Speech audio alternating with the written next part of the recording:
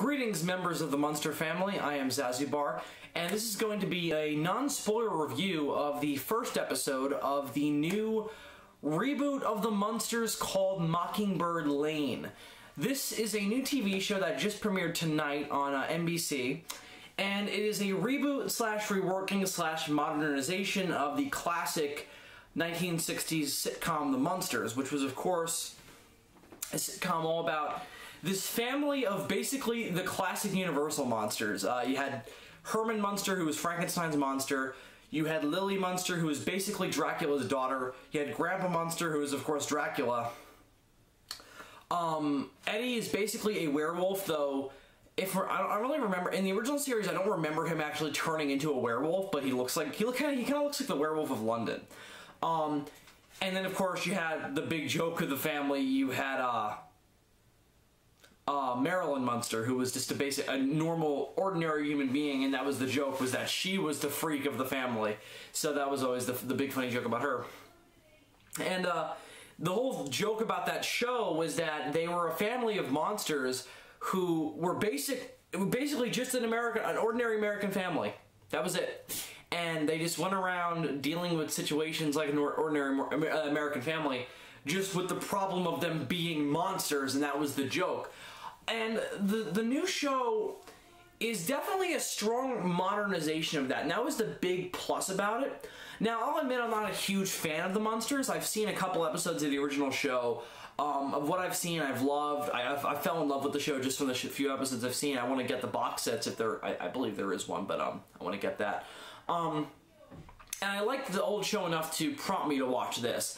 And I like this enough to say I'm probably going to follow up watching it week to week. I have a hard time doing that. I just don't have the energy and time to sit down and watch TV anymore.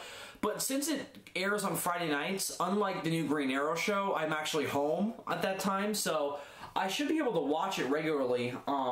So I might do, I might do reviews of individual episodes here and there, or you know what, as the series goes down and I continue to keep watching it, maybe I'll just do a full-on review of each season. So I don't know, we'll see how it goes. But basically, I just wanted to give my overall thoughts on Mockingbird Lane.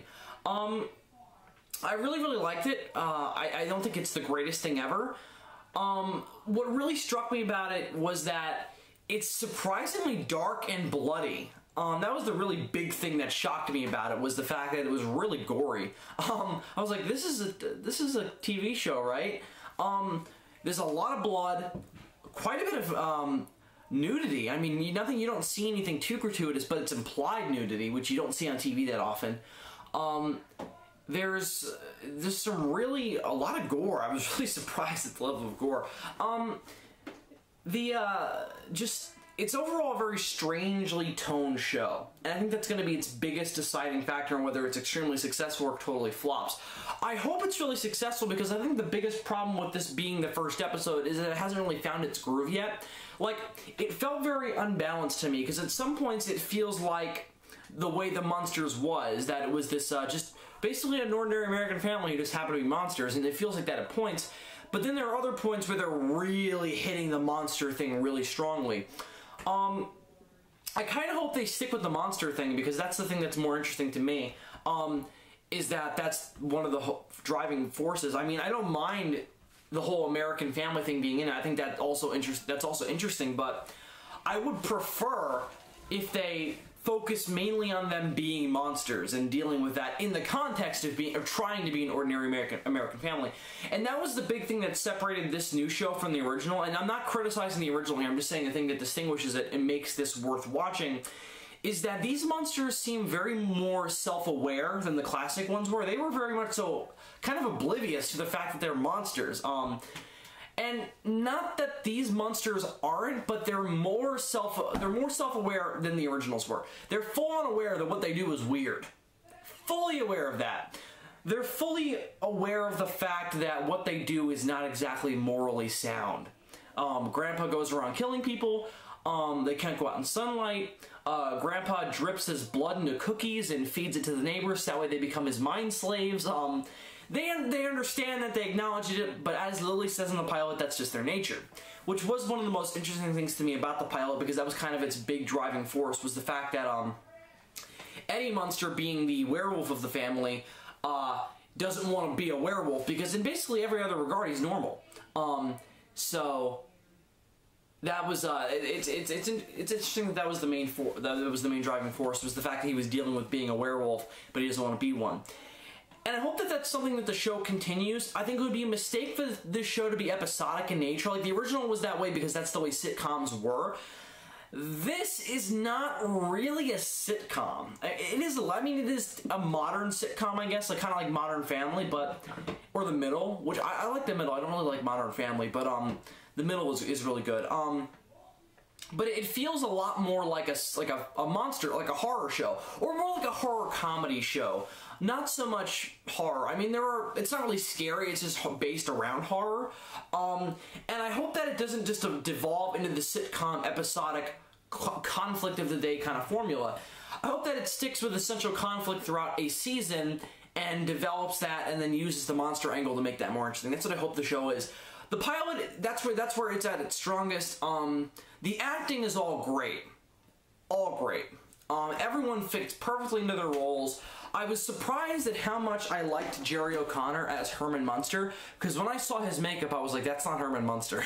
Because, you know, Herman Munster is the Glenn Strange Frankenstein monster, the tall, nearly blind, Jack Pierce design makeup. That's what I think of Herman Munster. This was a very, very modest makeup. It was just stitches, that's it. That's it.